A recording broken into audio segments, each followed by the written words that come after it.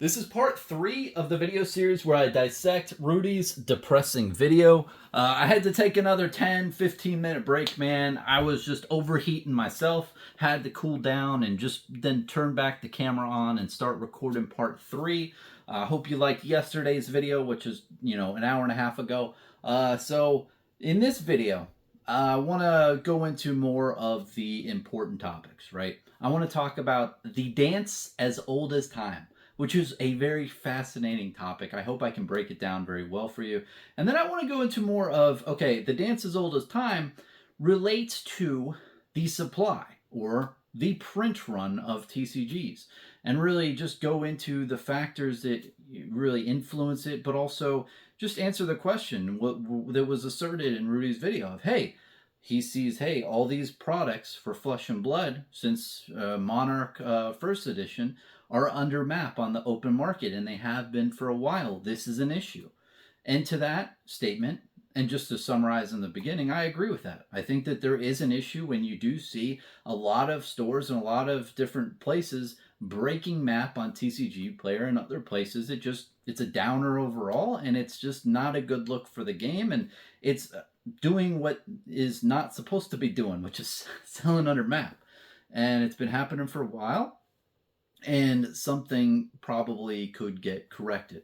Now, do I agree with Rudy's assertion that all these games have overprinted their products, and that's why a lot of them are failing, or why all the box prices or cards are going down overall? No. I think that is a very oversimplistic viewpoint of the situation. And overall, do I agree that reducing the amount of supply of a box of a trading card game will, reducing the supply, increase the price on the open market? Yes. I totally agree with that point. And I think that if you think about that take in the concepts of Econ 101, it's just the very basic supply and demand graph saying price too low, supply too high. It's just, it doesn't really do anything for me, man. It's just a little bit too simplistic. It does make sense, and I want to dive deep into specific games, but I just don't think that explanation and that just solution is really like a one size fits all for every game. And I really don't think, I for sure don't think that's why a couple games are failing, because of supply. So I'll go into that in a bit. But first, I want to go into the dance as old as time. And I love that saying. I haven't heard of it before, but I do understand the conceptual nature that Rudy's going for. And it is a very classic concept, and just breaking it down is good for contextual purposes. This, starting out, the dance is old as time. This is a Flesh and Blood booster box that you see in my hands. But for the purpose of what I'm saying, I don't want you to think about this as a booster box or a trading card game overall. Think of this as just a box. And this box has value. It sounds very Sam Bankman-Friedish here, but think of this as a money box. And overall, the people who engage in transacting about this box, right? The people who are in the LGS, the distro, and the game manufacturer, right? Legend Story Studios in this case. All of them are in the business to sell this box to the end of consumer. And all of these people, right, who are in entities over here that sell this box, I think of like the engine, right? Let's call it the engine. And for them to continue the engine, for the engine to be running good, this needs to be profitable to these entities. For instance, LSS, let's say, prints this box, and they print it from Card Monday for $15 box. They then take this box and sell it to distro for $30 a box. They're making $15 each.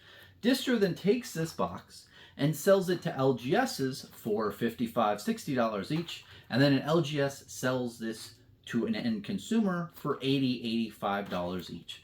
You can see that this is just a box, but everyone in this whole entities, right, they're all making money from this product. And if you think about from any standpoint, right? If it's this mug, if it's this pen, if it's this mouse, all of these are products where there are people manufacturing distro store, and everyone in this chain is selling this product to an end consumer. So all these people are making money, and the end consumer is the one who's losing money and gaining a product that they perceive has value. So for this whole scenario to keep playing out and for more transactions to occur, everybody in this side, all the entities in this mix, need to make money. If one or multiple of the entities are not making money in any way, shape, or form, they're not going to want to continue selling this box. The engine is going to stall.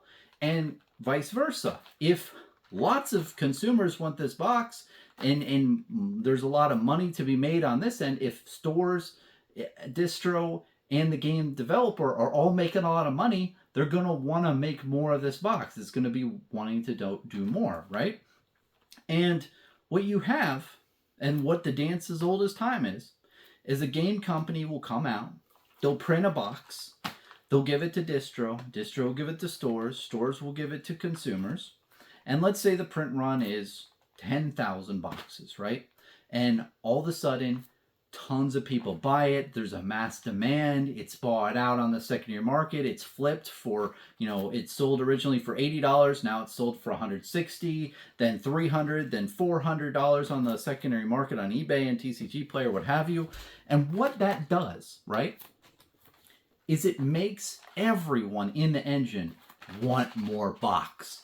The stores are telling distro, give me more box, please. Please give me more money box. Please, I'll take 400. I'll take a whole pallet, right? And then distro tells that to Legend Story Studios or the game manufacturers, hey, we need more box. Can you please give us more box? We'll take as many of that box as you want. And the game manufacturer is sitting here like, I made a pretty damn good box. This box is hot. Well, if distro's telling me they need a ton, and the community is telling that, and I hear a lot of these content creators are saying, oh, well, if I don't have enough box, I won't be able to play my game, and it's pricing me out, then I must print more box, right? So they get all this data, all this information of how many boxes to print, and they say, well, I'll print it again, and I'll print 200,000 of this box instead of 10,000. They give 200,000 boxes to distro. Distro gives it to stores. Stores sell it to the consumers. And what happens? It falls flat on its face. Because what usually happens is a bunch of different factors. The first factor is that it takes time. It takes around 6 months, maybe more, probably a lot more for a game publisher to reprint that box and send it to distro. And then it also, like the market overall, maybe the customers have gone on to a different game, maybe not. A lot of times as well, there's different entities that say, oh wow, they printed a lot more boxes this time, I'm out. There's not much money to be made. And you have all this shift in consumer sentiment around this box and say, well, this is not really a $400 box anymore. This is like a $50 box. Whoops. I'm going to open it anyway. So the consumer now says this is a $50 box. Well, what happens? This box sits on store shelves. They can't get rid of it. They try to get rid of it in different means and fire sell it. Distro's holding on to a lot of box, thinking, man, I'm losing a lot of money. It's keeping up space. And then they all complain to the game manufacturer like, hey, this is too many box. We don't want any more box. Don't give us any more box. And you have a lot less stores, distro, and everyone in between who just doesn't want box anymore, right? And then what happens? Is that the cycle repeats itself. Then the game company is like, oh crap, well, I guess I have to print less boxes. But usually what happens at that point is they've burned their bridges. Everyone in the machine is butthurt. They don't like losing money. Losing money sucks. And they realize, wow, I lost $4,000, $5,000 on a box for a local game store. They were like, well, I got it from distro for $60 a box or maybe $80 a box if the price spike, and distro increased their prices on each box. And then, they had to fire sell them for $40 a piece. I don't want that box anymore. Get that box out of me. Distro's like, hey, like we don't want box anymore as well. You burn a lot of bridges along the way, and also from the consumer base. Consumer base is like, hey, I bought this box at the peak of $300 a box, and now I have now the box is worth $50. I lost money on this box. I don't want this box anymore. And a lot of times as well, another factor is you have these influx of investors and flippers and speculators who are like, well, if there's only 10,000 of this box, I want in. I want to buy that and flip it and try to do stuff. But once they hear that the game company makes 200,000 of this box, they don't want this anymore. There's no money to be made, so they're out. They don't want anything. So you have this whole dance as old as time, where the dance is between the game company and the business partners out there in the community, where you have, if you print a low amount of boxes, you have the community and everyone saying, hey, we want more of your box. Give us more. Give us an inflated amount of quantity of boxes. Then they do imprint a ton of boxes and match that quantity, send them out there, and what happens is the market collapses and they just printed way too many boxes, and they thought that the market was there, but it wasn't. It was just inflated because of all this demand, because people were making money. And that's what you have to remember at the heart of this. Is the one thing you remember is this is money. Distro, stores, and even consumers, they're trying to make money, or they want to. If they don't get money, then the machine doesn't work, right? And the real question that it really leads to with the dance as old as time is, if there are all these different factors and all these different things that are in the mix, what should your print runs be for your box? What should they be? Should you print too less and then print more? But then if you do that, are you going to are you going to print too much and then the market's upset with you? Or are you going to print too much less and the market's upset with you for another reason? You don't know.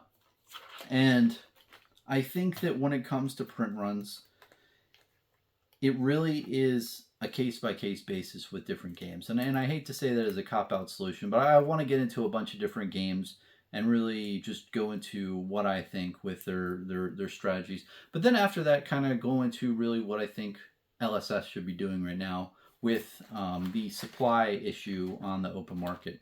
And something also to note is, a lot of times you have these situations where I think LSS is in currently, is where distro is really supposed to be having all these boxes available for stores, and then stores order them, and they depreciate over time, right? And when I say that, is like, distro could have, like, I don't know, 100,000, or let's say 50,000 booster boxes. Those 50,000 booster boxes aren't for 6 months. They're for like 2 to 3 years, and they're holding them for the stores, the game stores, to utilize over like a 3 to 4 year period. But what happens is, distro will give incentives, and they will give game stores who order more priority for other products that get more money, if that makes any sense.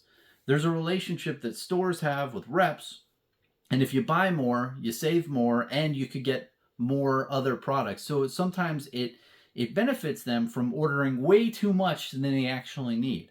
And then they order all this stuff. They order 1 or 2 pallets of bright lights to get stuck with it, because they did that to make the rep happy, but they had no conceivable notion of how they were going to get rid of this product for like their certain location and their certain demand. You have a lot of these other factors in the mix. So the reason I bring that up is because there's so many different facets from this equation. It's really hard to compute. But I want to go into certain companies and talk about just the assertion from Print Run of, hey, should these companies like print less and what have you, from what Rudy is asserting. Now, let's go to the big three. The big three is really easy, I think. Pokemon, Yu-Gi-Oh!, Magic. I think that the aspect of, hey, print less, put less supply out there in the market, and that'll increase demand, I think that's perfect. I think that's a perfect solution for those companies. And case in point is because they are established companies that have, their markets, out there, right? and they have a continual customer acquisition where, you know, the aging of children gets you more customers. It's a perfect strategy to implement, because if you say, okay, for my next set I'm going to slash the print runs and print half of it, then you're going to really jolt the market. You're going to get that EKG machine, or no, you're not. You're going to get like you're going to get electronic outlet plug, and you're going to jolt the hell out of the system, and people are like, hey, I can't get enough of this box, and the supply out there, right, is much lower than the amount of demand, so price is going to go up, and you're going to make the engine run. You're going to kick it into high gear, and all of those entities, which I said earlier were, you know, the stores and distro and everything else, they're going to be like, give me more box, we want more box. But then at that point, for your next set, you can print it a lot of it and then give them a lot. And you can go back and forth and do this teeter-totter thing where if stores don't get a new set, they could be risking the fact that that could be the low printed set. So you do like low printed set, high, high, high, low, high, high, high, low, low, high, you know, just psych them out. So I think that that whole concept that Rudy was talking about would be applicable for the big three. Along with like the big IP games, you know, like I think that you see a lot of these Star Wars, I believe Star Wars Unlimited, and then One Piece, Lorcana, they come into the market with a low print run.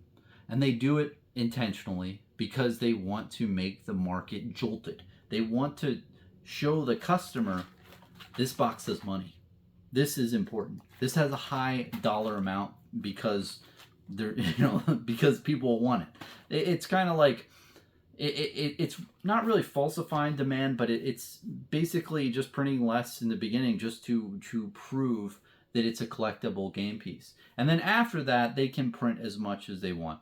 Now, with a lot of the, other than Lorcana, the other games I feel have done this in the past where they come out with a game, they print it for a bit, and then they just stop, which is smart. They probably make a lot of money that way, especially because they don't have to continue the business model if they hit a lull. Like with LSS and Legend Story Studios with the boxes out there. You know, you have this point in the market where, you know, people aren't buying as much. With the IP games, literally, they can just be like, okay, I'm done. I'm going to pack it up and see ya. Where, you know, other games really don't have that luxury because that's not their, like, when these IP games, this is kind of like a side hustle for them. It's not their main revenue driver. It's just a side hustle. So they come out, print a low print run, and then afterwards they scale up their print runs for a bit, and then eventually they just eject and pull out. It's a smart business deal. It's a good side hustle. For the low print run there, I think it works good for them. Now let's talk about MetaZoo. This is the game where I think it's a clear example of a game that goes against the philosophy of if you print less, it will succeed. Like the whole point of what Rudy was saying is, hey, I've been saying this for a while. These companies need to print less, and they're not listening to me. Well, MetaZoo listened. They printed a lot less booster boxes with native. They've been lowering their print run. They've actually been doing something else too, which is smart, is they axed a ton of their stores with native. Like they killed off a ton of them and made it so there's a much less amount of stores to reduce the amount of times stores would undercut each other. So they did that as well. And still, people don't want to buy. And the real question is why? Is it because it was overprinted and that's why people don't want to buy? I would answer no. I don't think so at all. The biggest thing is the MetaZoo game design. The game of MetaZoo is a terrible design. It's just not designed very well. It has a myriad, a bunch of issues. The main being like power creep. Good cards are ridiculous, and then bad cards are just you never want to play. You have another thing where you could get mana screwed very easily. The starter decks don't really, aren't really functional in that method where, if you don't pull your auras in your first 3 turns, you just lose and you just have to wait 10 to 15 minutes for the other person to beat the shit out of you and kill your health. It has also the tempo issue where if your beasties or creatures die and your opponents don't, you pretty much lose the game as well. There's not as much board wipe. They have added some aspects, but it's still that method where if one person gets an edge, it's really hard to come back, almost impossible. So overall, the gameplay of MetaZoo is just not very. It's not a good game design. And I know in 2023, 2024, people will be like, "Oh, Bronson, gameplay is subjective." No, it's objectively a not very good game, and it's not very designed very well. Can you have fun playing the game? Sure. You can have fun playing a lot of different games out there that aren't designed very well. But I'm saying that one of the biggest reasons why that game is failing is because of the game design. Now, the second aspect of why MetaZoo is failing, and again, these are aspects other than just print run is too low. The other big aspect is that it's just trying to appeal to everyone. It has no target market. And before you try to debate with me, there's been a couple interviews where Mike Waddell just flat out says, "Hey, I don't believe in target market. MetaZoo is for everyone." And that is a big detriment to the game and the product design overall. I mean, the MetaZoo is supposed to be for kids, but then you have these adult themes in the artwork, which I just don't think is a very smart idea there. And if you look at just the art, it's within itself, it's supposed to be old school. Old school Pokemon art, but in a way, it's very. How do I say? It's like low definition Pokemon art for this given time period. And if you ask a lot of younger individuals, like 8 years old, "Hey, do you like these old Pokemon cards versus the new?" I can almost guarantee you 99% of the time they're going to be like, "I want the Rayquaza VMAX Lucario, waving at the moon." Like, they want the new high res cards. They don't like the low definition, the what is it, watercolored art. They don't like that. So you have the watercolored art as the staple of what MetaZoo is doing, that is reminiscent of old Pokemon, but it's supposed to be geared towards 8 to 10-year-olds, right? It just doesn't jive. So the whole product and target market as well is the other huge driver of why the game is not succeeding. I mean, I went to Target a couple days ago, saw MetaZoo right next to Pokemon. And MetaZoo Native, literally, it has a promo card that's faced down, so you can only see the back of the card. And then the Pokemon cards, you literally have these like nice, crisp images of Pokemon with holographic tint with them, right? And with MetaZoo, you have the card face down. Also, the coin to MetaZoo is this big. Pokemon's is this, and it's like shiny and stuff. And the MetaZoo one is priced higher than Pokemon. So, the way that they market to their primary demographic of children, it's just not there. They're not doing that. And that is another reason I think that they're failing. Their target market should be kids ages 8 to 10. They should not be trying to do competitive game and play out there. If they do, they don't have to put like some crazy amount of dollar amount for the casters cups and everything. It's not supposed to be a competitive game. It's supposed to be for kids. It's supposed to be a silly game like that. And because they have it like geared towards one specific thing and one specific target market, that's why the game is failing. MetaZoo's trying to do everything. They're a competitive game, but also they're a casual game because of the fourth wall. Oh, they're for adults, but although it's also for kids too. No, you have to pick a lane. Like Flesh and Blood. It's like, hey, we are 16 plus, we are a highly competitive game, in-person LGS. Boom. Like, they know their target market. And that's why that's a good point of why they're succeeding for, their market. But to really wrap up the whole MetaZoo conversation, the whole aspect of print runs, as stated in the video, where, hey, I've been telling people overall that their print runs are too high and that they should lower their print runs, and they're not listening to me, and that's why they're failing. MetaZoo, it's failing because of multiple reasons that have nothing to do with the print run. First off, the gameplay, their player base is just not there because the game design is terrible. I'll say it. This is real talk, Bronson here. The gameplay is terrible. Second is that they have zero target market and they're not actively like marketing towards their primary market that they should be marketing to, especially if they're on the shelves of Target. So it's just like saying that the reason why they're failing is because of supply. I don't buy that. And I think the Hello Kitty Karomi thing recently, I think the supply on that was like $10,000 or no 10,000 boxes. Excuse me. So it's like that's low, and that failed. What's going on here, bro? Like, why is it failing? It's not because of the print run. You could print 500 booster boxes of MetaZoo. I think you'd still have a big pushback from the community. Nobody'd really want it because there's other reasons just because of supply. Now, does that eliminate the whole point of supply? No. Like, supply is definitely a factor, but I think that MetaZoo, out of all the games mentioned in that video, is a big red flag of, hey, this is not true 100% of the time. There's some games that just have a bunch of other factors that aren't related to just supply. Now, I know I've talked about them for a while. Let's go on to Sorcery real quick before I get into Fab. Sorcery is an example of a game where I think Rudy's concept of the dance as old as time and, hey, print less is 1000% applicable. I think if I was Eric right now, every time you listen to a content creator talking about how there's not enough boxes, you need to replay this video and just constantly ingrain it in your head. And I think that Sorcery within itself just cannot scale.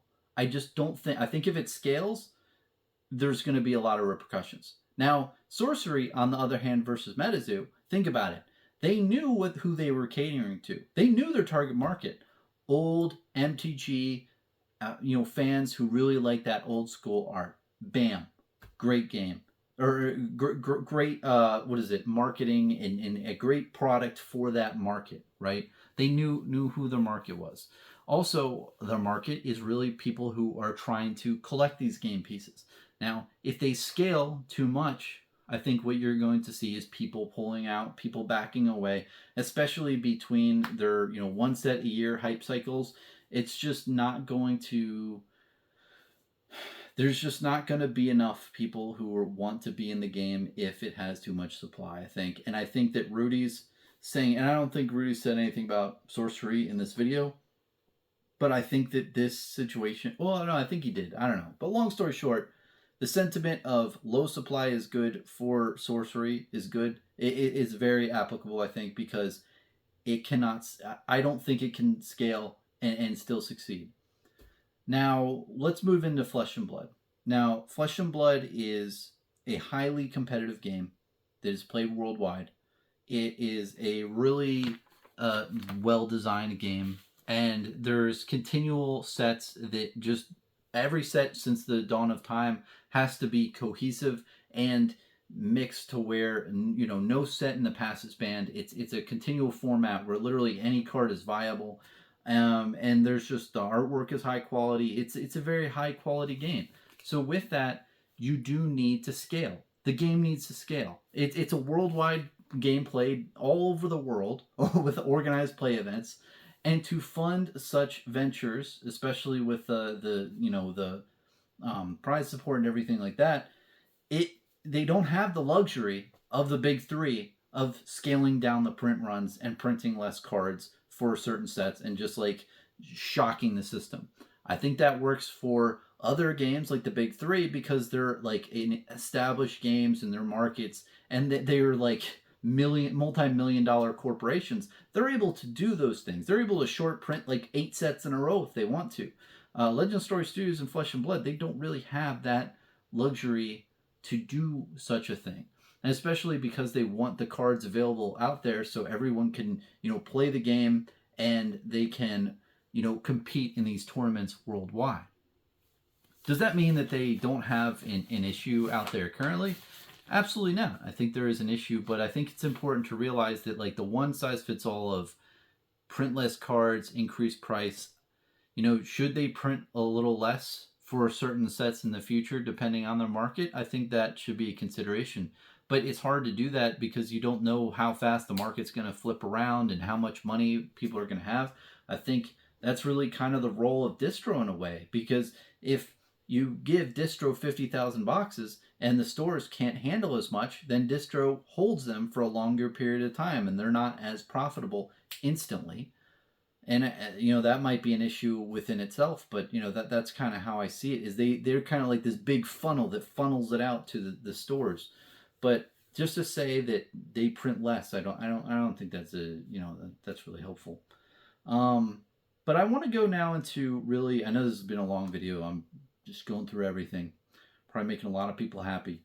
I want to go into really what I think can be done in the future with Legend Story Studios. I've ragged on the whole concept of printing less increases price. I want to go into what I think. So I think the biggest thing that Legend Story Studios could do now for the boxes on the market is figure out how to create back-end things, back-end avenues, like what Rue was saying with the store giving them a palette of bright lights that gets it to single sellers. There's a lot of single sellers out there in the Flesh and Blood community who can't make a profit from distro boxes. It's just how it is. They buy boxes from distro for, I don't know any exact prices, but let's say it's $65 a box and the EV of the box is like $50 a box. They can't make money. There's just not enough leeway there. But if they could get it from $40 a box from these stores that are like throwing up their hands and saying, hey, I just got to get rid of this pallet or two, I think that getting those in the hands of single sellers is important because it takes it out of the secondary market where you have it on TCG Player or what have you, all these places. It'll reduce it from there and it'll be pushed through these avenues. But then it'll also be deleted because these single sellers, they just break down the boxes and they sell the singles on the open market. Now, that will have effect with the single market, but at least you're killing the boxes. I think that's a really big thing that can be done currently. So, a lot of things is like supply. It's like, yeah, that can be done in the future in like 6 months or a year. But what can be done currently, I think, is just creating back-end processes where single sellers are able to coordinate with game stores who just don't want the boxes anymore. And I think you'd have to have that on the down low, and you have like a network, and maybe you have a certain individual like Rudy or Saint from the Fable Hunters, who's a great ambassador for this game. And stores just reach out directly to him, and then he assigns it on the underworkings. Who knows? Or Rudy can do the same thing. I think that there's things that LSS can ask different business partners that they have to create avenues to where they delete boxes from the market if there's oversupply. So that's my biggest thing that I think that not only LSS but other companies can do as well to eliminate product on their current market, which will increase the amount of price on the boxes. Because if there's not as much, you're reducing supply. You're killing the supply, which will increase price. Now one thing I'm not saying is like when the single seller gets a card, yeah, there's gonna be a lot more singles on the market, but at least you're killing the boxes. Another thing I want to bring up is more of a solution with how I think LSS should do this going forward with these boxes, where you put more money in the engine early on.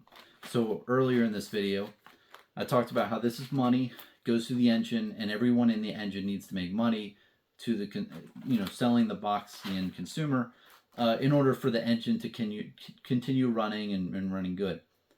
I think the best thing that LSS could do at this point in time is something very similar to what they wanted to do with First Edition and Unlimited way back in the day. I think that they should print however many boxes that they were normally going to print, but only in the first year of production. Don't put all your boxes out there in the market instantly. Only put like 20 to 30 to 40% out there all at once. Honestly, let me take that back. Maybe around like 25%, right, of the total print run you release in the first year. After that, you release another 25% or 75%, whatever have you.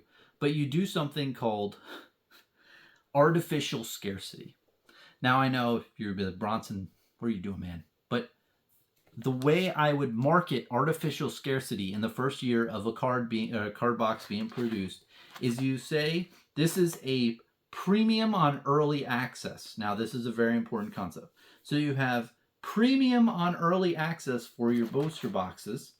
So that means is, hey, if you want to play these new heroes, these new cards and everything early on, you're going to have to pay a premium because you're playing the new stuff, the new heroes and everything. It's kind of like DLC and a bunch of stuff like that where, game companies have for that type of stuff.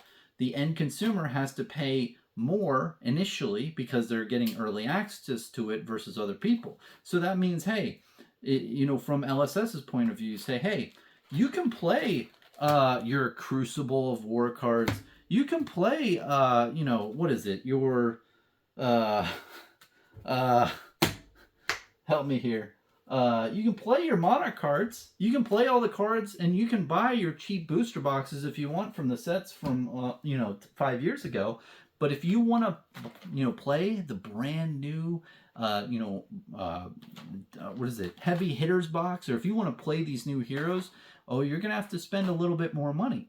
And I think what that will do is that'll make people who are the end consumers who have extra money to spend and they want to play the new heroes before other people, they can pay that extra premium and give it to stores, give it to district, which makes the engine run better because they're paying for that. I think what that'll do is it'll make the perception of the consumer understand more of these cards went down in value because nobody really wants them or it was printed too much, into, okay, I paid for, like, let's say this card, right? I paid $20 for this card. I got to play it before a lot of other people, and then it went down to $5 a card because it was past the early access premium. That's understandable. So it's really changing people's mindsets from a standpoint of, hey, this box went down in value because of overprinting, to this box went down in value because first, when it was released, it had a small amount of supply out there because the early access premium, but after 6 months or a year, it went down because now it's a box that is just widely out there for the consumer. I think that this would be a good step forward in really retraining the brains of people from a point of view of, okay, why are these card prices going down? But it was also give more money back to the stores, which go to distro and which go to distro, because there's less supply on the market. It would be basically doing exactly what Rudy's saying, where it's like, hey, less supply equals more price. You do that for the early access to these new sets that are being produced, and then after 6 months, you just kind of open up the floodgates more and just send more boxes into the market. And this would probably have to make it so LSS had to do some like kind of distro-ish type stuff themselves. Have like a bunch of warehouses, put all these boxes next to where you put Everfest Unlimited. Just put them line the walls there. I think that would be a really good method going forward to really retrain people's brains again. But also, that's how the engine gets money. It's because people are paying for a premium to access the cards before other people, to access the cards early. So, again, that's what I would rephrase artificial scarcity into early access premium. It's really my take on the whole matter and how I would really approach it if I was in LSS's shoes. But, just to end on this whole supply issues and what have you in the print runs, it's tough. It's really tough, and I can't imagine how hard it is to be a game store where you do, a game company, game developing company, where you do listen to the community and the market and all the stores and your business partners to print more, and then you do, and then the market just collapses, and then you're kind of fucked, and you kind of burn a lot of bridges, and then a lot of stores that don't want to work and buy the boxes anymore because there's no money. They see that there's no money. And it's a shame. It's a shame that the system is how it is. It's not like other products, and the main reason why is because it's gambling. I think the biggest thing is like this is like gambling. You're putting money into a box, and there's money assigned to this stuff, but it's like it's all like it's not like you're buying a chair or like a mug or anything else like this where the only way that it could go up in the future or down is for production costs and cost of goods sold. It's more of just almost randomness, that things go up in price and demand shifts one way or the other. And there is a big amount of people out there who are consumers who just buy the products to make money and to flip and to sell and to try to profit off of. And you definitely need those individuals and entities in order to put capital and money into your game, especially especially if they believe in your game, and they can spec in certain ways. They pump money into the system, which is good. They make the engine run, but a lot of times, especially with these low market cap games, the amount of capital and money that can be put is just, it kind of manipulates the demand to such an extent that it just really fucks you in the end. And I think that I've gone on for a very long period of time, and you've heard me talk about a bunch of different facets from this, but the dance as old as time is a very fascinating topic. It's very multidimensional. There's a lot of different things about it, and I think that overall things can change and vary depending on the game for what supply that they should do for their game. And ultimately, I think it really matters the scalability of the game. And I haven't really talked about that too much here, but if your game can't scale and it's going to be like a low market cap game, don't print as much. Keep it how it is.